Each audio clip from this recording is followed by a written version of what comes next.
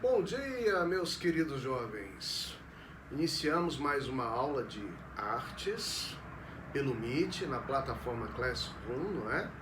E nessa semana eu gostaria de, antes de qualquer coisa, parabenizá-los pela excelente nota que uma imensa maioria conquistou no que diz respeito à prova mensal de artes, que nada mais foi do que uma homenagem aos grandes artistas responsáveis pela concepção artística da nossa capital, da capital federal brasileira, Brasília.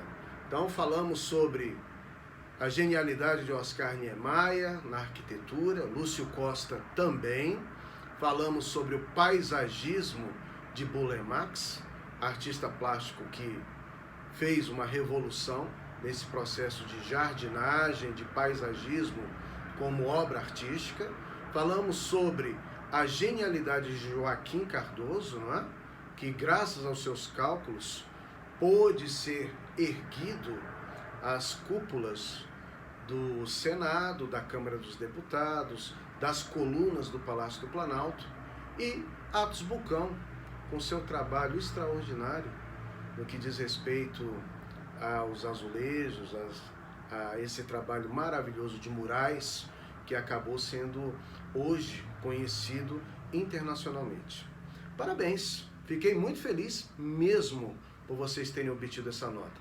Mas o momento agora não é de você deixar de lado os estudos de artes, pelo contrário, que sirva de incentivo para que a gente possa continuar firme e forte nessa caminhada, ok? Então vamos lá, olha só. Fazendo um apanhado rápido sobre o que nós vimos até agora, vocês já compreenderam que artes, ela é muito mais do que aquilo que nos foi passado, né? No sentido de achar que a arte é algo secundário, muitas vezes até desnecessário. Não. A arte, ela faz parte de um processo de construção do ser humano, em que ele necessita dela como instrumento para expressar seus sentimentos, mas também necessita dela para o seu descanso, para o descanso do espírito, da alma, não é? Como diriam os poetas. Então, é extremamente importante que você tenha essa noção de que artes, ela é tão importante quanto a ciência, propriamente dito. Bom, falamos também sobre as pinturas rupestres, não é? Falamos sobre as grandes estruturas, como por exemplo, das pirâmides do Egito, não é?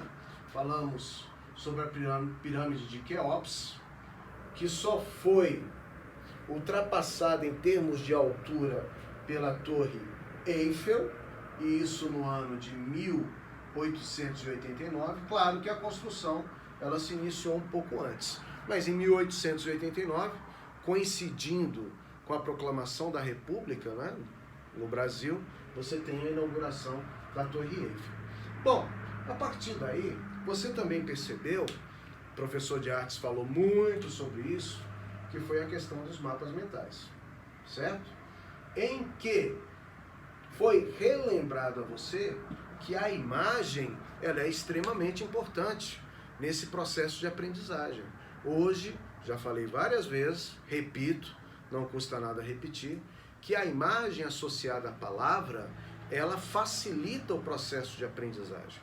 Não é à toa que hoje em dia, nos concursos, não é? É muito associada essa questão da palavra juntamente com o mapa mental.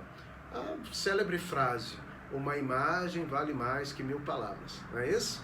Bom, baseando-se em todos esses temas, nós também trabalhamos e fechamos a prova final falando sobre Brasília, falando sobre aquele comediante extraordinário que infelizmente nos deixou em função da Covid, que foi o Paulo Gustavo, e tudo isso foi muito importante para que a gente pudesse ter uma base forte para agora podermos, numa linguagem de arquitetura, erguer as colunas do nosso conhecimento de artes nesse ano letivo de 2021. Pois muito bem, nesta aula, na aula de hoje, nós vamos falar sobre a Semana de Arte Moderna de 1922. Professor, o senhor já falou um pouco sobre a Semana de Arte Moderna. Sim, falei, mas neste momento a gente vai tentar contextualizar de uma forma histórica todo aquele processo, toda aquela movimentação que ocorreu a partir da década de 1920, para que você possa entender todo o processo histórico pelo qual passou a sociedade brasileira há 100 anos. Tá certo? Bom, antes de mais nada, é importante falarmos que nós tínhamos críticos sobre a Semana de Arte Moderna. E um desses críticos foi Monteiro Lobato, tá? O Monteiro Lobato, ele chegou a escrever um artigo no jornal O Estado de São Paulo, dizendo que, criticando os artistas, né? Por exemplo, Anita Malfatti, que nós vamos falar muito sobre ela, Monteiro Lobato chegou a dizer que a única diferença das telas de Anita para as telas pintadas em manicômios é que a arte dos loucos é sincera. Quer dizer, você observa que toda movimentação que venha a ocorrer em uma sociedade que acaba sendo considerado um divisor de águas, ela não vem sem críticas. E muitas vezes críticas de pessoas muito bem estruturadas, muito bem preparadas. Monteiro Lobato dispensa apresentações, não é verdade? Monteiro Lobato, lutou muito pela questão da exploração do petróleo no Brasil. Monteiro Lobato criou personagens infantis que hoje fazem parte da nossa cultura, são os personagens do Sítio do Pica-Pau Amarelo, mas ele tinha uma crítica à Semana de Arte Moderna de 1922, tá certo? Então vamos colocar aqui, ó, Semana de 1922, ok? Professor, mas por que foi tão importante esse movimento artístico? Olha, quando você fala sobre a Semana de Arte de 1922, é extremamente importante você entender que o Brasil, ele obteve sua independência no ano de 1822, 100 anos antes. E havia uma vontade de homenagear o centenário da proclamação da independência do Brasil, e havia um desejo dos modernistas de transformar o Brasil em um país independente também no campo artístico, tá? Então, o ideal de criação de todos aqueles artistas era absolutamente o quê? Brasileiro, tá? Ainda que com reconhecidas influências estrangeiras. Mas eles queriam uma arte nativista, uma arte tipicamente brasileira, que pudesse quebrar as algemas, digamos assim, que haviam sobre a ligação do que se fazia no Brasil e do que se fazia na Europa, tá? Eram as chamadas influências estrangeiras, tá bom? Então, olha só, coube a um maranhense chamado José Pereira de Graça Aranha abrir oficialmente a Semana de Arte Moderna de 1922. E ele, aos 53 anos, ele tinha idade para ser pai da maioria daqueles modernistas, né? E foi um dos únicos a fazer parte das atrações que iriam ocorrer naquela semana, tá? Então, ele apresentou uma conferência falando sobre a emoção estética da arte moderna, tá? Então, esse foi o primeiro evento do dia da abertura. Ele falou muito, o Graça Aranha, sobre o preconceito da beleza e disse que a arte modernista era bela porque desperta emoção e alegria. Ele falou isso não foi à toa, porque essa arte, ela está muito ligada a uma explosão de cores, não é? Muito típica da plumagem dos índios brasileiros, muito típica da roupa, da indumentária das mulheres afrodescendentes. Então, tudo isso acabou se transformando num grande caldeirão de brasilidade, tá? Bom, uma das principais líderes do movimento foi Tarsila do Amaral. e ela fazia parte de um grupo chamado Grupo dos Cinco, tá? E esse grupo dos cinco era uma espécie de linha de frente, não é? do modernismo no país.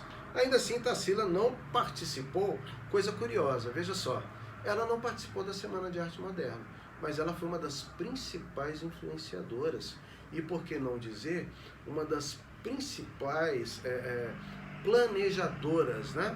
Uma das pessoas que planejou aquele movimento, tá? Ela, à época, ela vivia em Paris, tá bom? Tarsila do Amaral voltaria ao Brasil ainda no ano de 1922 para retomar o posto de uma das principais expoentes dos ideais da semana no país e marcar definitivamente a sua obra na história do modernismo.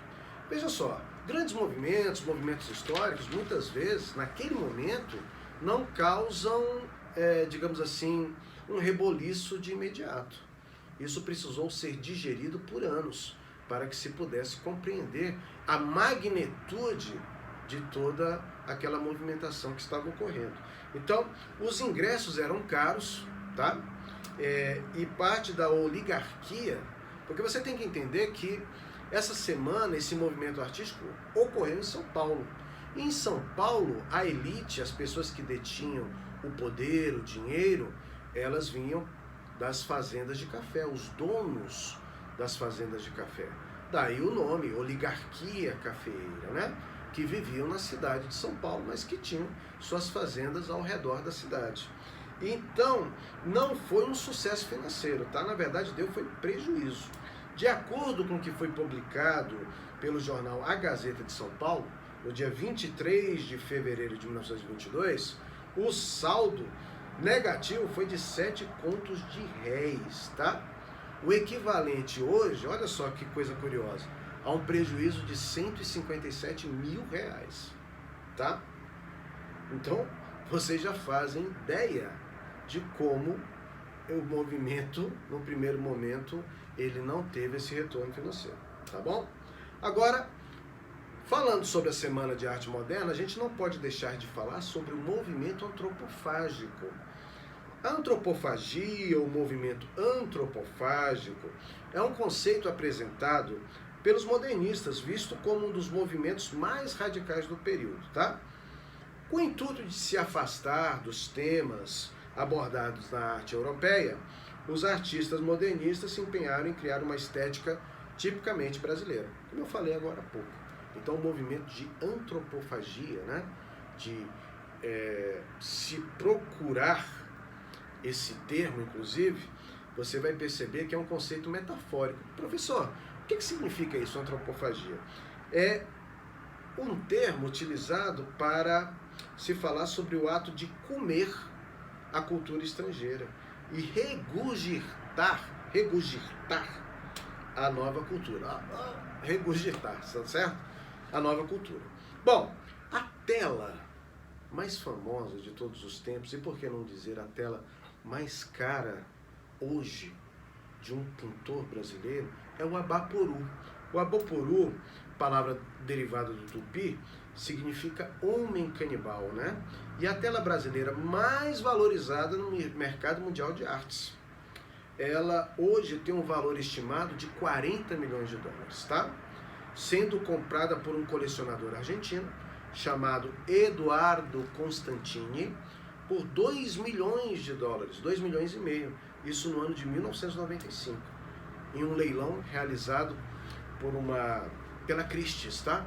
Uma famosa casa de leiloeiros sediada em Londres. Tudo bem?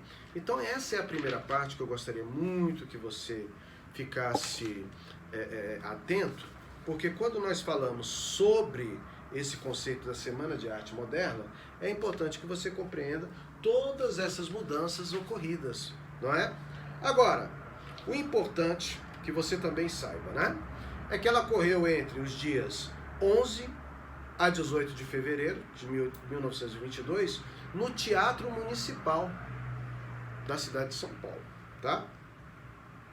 O evento, apesar de ser chamado de semana, ele vai ter 3 dias de exposições no saguão do teatro, além de discursos e apresentações musicais no auditório do teatro. Quais foram as pessoas que especificamente participaram da Semana de Arte de 1922? Você teve Mário de Andrade, Oswald de Andrade, Vitor Brecheret, Plínio Salgado, Anita Malfatti, que foi criticada pelo Monteiro Lobato, lembram? Menotti del Picchia, Guilherme de Almeida, Sérgio Millier, Heitor Villa-Lobos, olha só, Heitor Villa-Lobos, um dos pais da música erudita brasileira, ao lado de Carlos Gomes, né? Então, você vai ter Tácito de Almeida, de Cavalcante, entre outros. Olha, o primeiro que eu gostaria de falar, assim, para a gente ter uma ideia da importância, né, desses artistas, foi Mário de Andrade. Mário de Andrade era um escritor paulistano, foi um dos principais idealizadores, né, desse movimento, e ele ainda não tinha o prestígio que alcançaria anos depois. Mais tarde, por causa principalmente de um clássico da literatura chamado Macunaíma, que ele escreveria no ano de 1928. Ele foi vaiado e achincalhado ao declamar suas poesias durante a semana. Quer dizer, aquela elite não aceitou, no primeiro momento, tudo aquilo que estava sendo apresentado, tá? Prova disso que foi no mesmo ano que ele publicaria Pauliceia Desvairada, uma crítica, né? Ele relatava o contato dos modernistas com as vanguardas artísticas europeias e a busca por encaixar essas ideias revolucionárias na linguagem brasileira, tá? Essa expressão Pauliceia Desvairada até hoje é fortemente associada à Semana de Arte Moderna. Pauliceia é uma referência a São Paulo. Desvairismo é sinônimo de quê? Incongruência, excentricidade, né? 20 anos mais tarde, em 1942, Mário publicou um texto no jornal O Estado de São Paulo, em que relembrava com saudade dos tempos da Semana de Arte Moderna. Tá bom, queridos? Então, você teve aí um apanhado rápido sobre essa questão da Semana de Arte de 1922. Você teve os principais artistas. Vou colocar na plataforma a atividade que fala sobre eles, né? Eu vou pedir que você faça uma reflexão sobre esses principais artistas e relembrando também que vai ser nesse momento que o Brasil passa por um forte processo de industrialização, tá? Ele começa a participar desse processo, ele recebe uma grande leva de imigrantes italianos, imigrantes japoneses, que vão trabalhar nas lavouras de café no estado de São Paulo. E essa movimentação artística nada mais é do que uma busca pela identidade brasileira, que até então se tinha um tanto quanto confusa em função das influências vindas da Europa. Ok? Pois muito bem, encerramos por aqui. Eu gostaria de mandar um grande abraço, um forte abraço a todos vocês. Não deixem de fazer as atividades, é extremamente importante. E que vocês tenham uma excelente semana. Até mais, um beijo, até a próxima aula. Tchau!